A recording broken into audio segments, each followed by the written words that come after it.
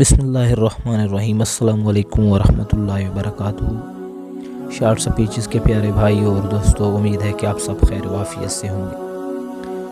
اللہ رب العزت ہم سب کو اپنے حفظ و امان میں رکھے، اور اللہ رب العزت ہمیں مرنے سے پہلے مرنے کی تیاری کرنے کی توفیق عطا فرمائے۔ تو بھائی دوستو، بزرگو، دنیا میں ہم ایک مختصر زندگی لے کر آئے ہیں، اور اس مختصر زندگی میں ہمارا ایک ہی مقصد ہے کہ کسی طریقے سے ہم اللہ اور اس کے رسول صلی اللہ علیہ وسلم کے بتائے ہوئے طریقوں کے مطابق اپنی زندگی گزارنے والے بن جائیں۔ اللہ کے نبی علیہ الصلوۃ والسلام نے جینے کا جو طریقہ، زندگی گزارنے کا جو طریقہ بتایا ہے، 100% وہ طریقہ میرے اور آپ کے ہر ایک عمل سے نمایاں ہو، واضح ہو۔ ہم ہر وقت اللہ رب العزت کی تابعداری کرنے والے، اللہ کی عبادت کرنے والے، اللہ کے ہر حکم پر اپنی جان نچھاور کرنے والے بن جائیں۔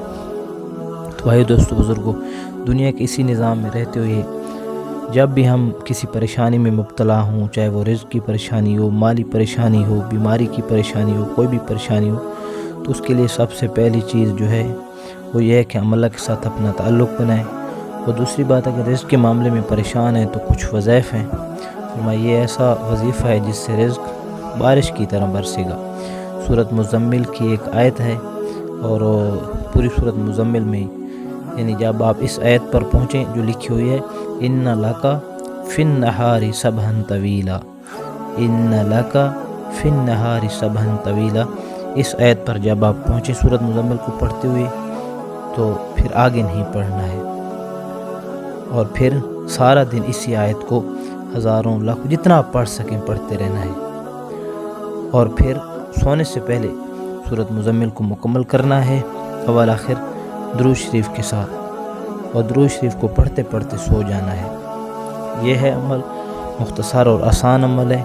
انشاءاللہ آپ کچھ ہی دنوں میں دیکھیں گے اللہ رب العزت آپ کے لیے رزق کے وہ فیصلے فرمائیں گے، رزق کے وہ دروازے کھولیں گے کہ آپ کو اپنی آنکھوں پر یقین نہیں آئے گا۔ ناظرین، ہمارا مقصد ہے کہ آپ جو ہے آپ کا تعلق اللہ کے ساتھ مضبوط ہو، آپ عبادت گزار بن جائیں، اور ساتھ ساتھ ذکر وظائف کرنے والے بھی بن جائیں۔ تو امید ہے ہماری آج کی ویڈیو، آج کا یہ وظیفہ آپ کو پسند آیا ہوگا۔ پسند آئے ویڈیو کو لائک کر کے چینل کو سبسکرائب کریں۔ اگلی ویڈیو تک کے لیے اجازت چاہتے ہیں۔ اللہ حافظ۔